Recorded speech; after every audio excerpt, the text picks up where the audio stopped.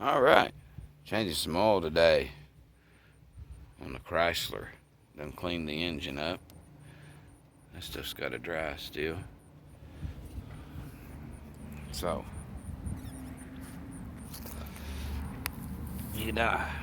I've done drained the oil.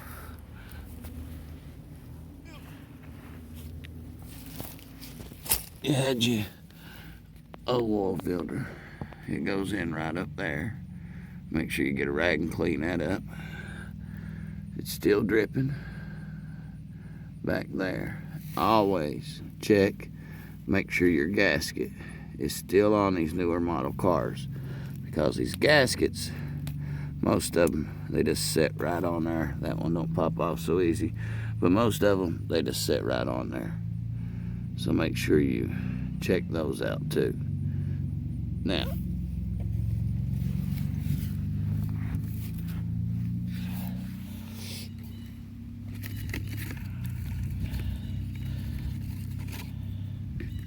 got our new oil filter. No.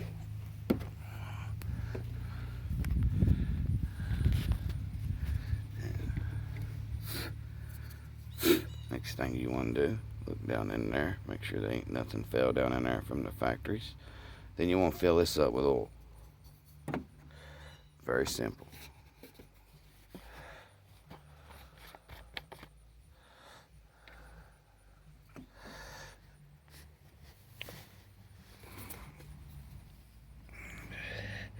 Now, it's a lot easier and cheaper to change your oil than to change your entire engine.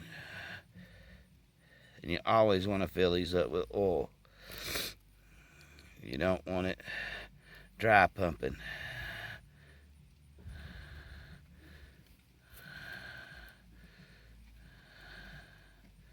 And always buy an extra quart instead of trying to do it out of them big jugs.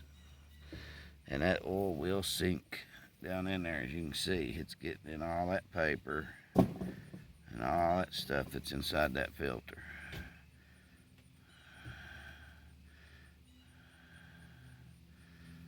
So you definitely want to make sure it's full.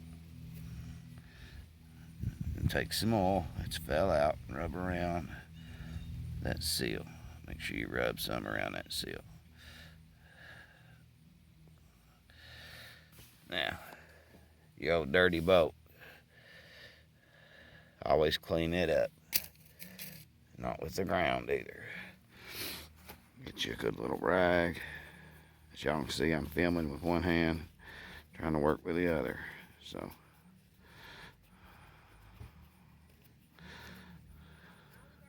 all these variable motors, like what she's got, you want to use the oil that recommends. If it's 530, put 530 in it. Okay, that's the main thing. I know back in the old days you could use a higher weight in the winter and all that, but you do not need to do that with these variable motors. Now, that's all cleaned up. Make sure it's good and clean. You want to put it back, get it good and tight, and then you pour your oil in. So I'm going to set you all down over here.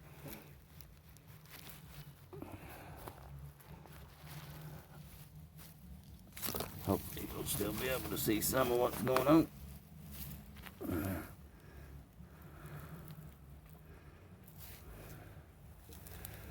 I really don't know what you're going to be seeing, but anyway, yeah.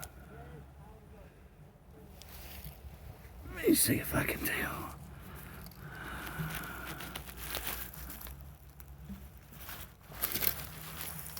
Well, actually,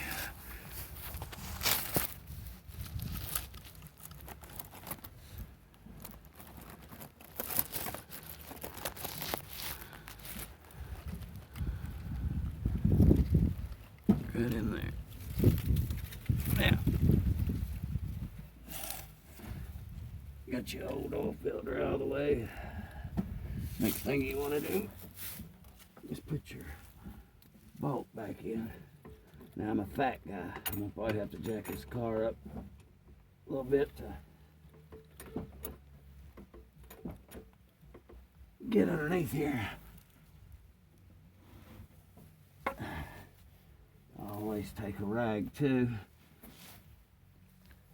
Wipe my pan back here off. Get it good and clean where my boat goes. Try to let all that drip out as you possibly can. You don't want that old crappy oil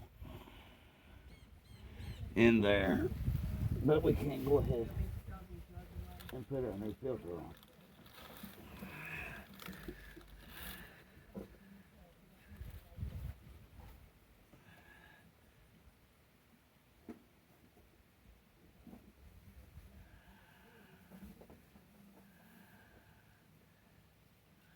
Okay. Make sure we got oil all around that gasket again. Okay. Got our new filter, got our bolt. Okay.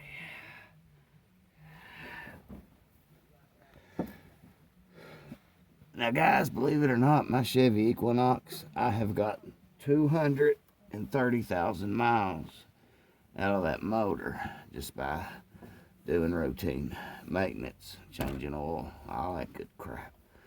I mean, it's something that's got to be done. It's very easy to do. Even on these modern cars, it's very, very easy to do. Now on these filters, I get them hand tight, as tight as I can get them with my hands. And then I just snug them with my wrench, because you will smash that gasket. And the only reason I use my wrench is because I got metal in my shoulder. So you good strong people out there that ain't got no metals in you and stuff, you really don't need to use nothing but your hands and get it hand tight. And I'm just gonna go just like a quarter turn, if that, to make sure it's snug. And that's that, because you don't want to damage that new filter or none of that, and that can happen. So now I'm looking for my little bolt right here. We're still dripping a little bit.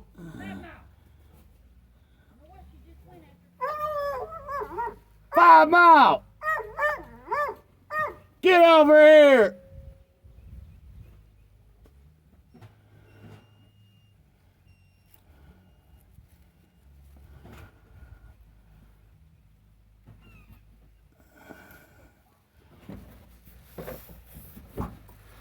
Let's see what my dog's doing.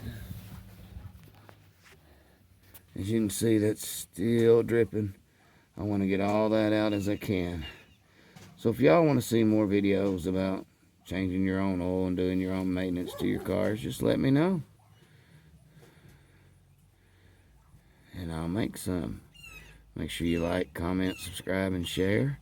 And I'll see you on the next one.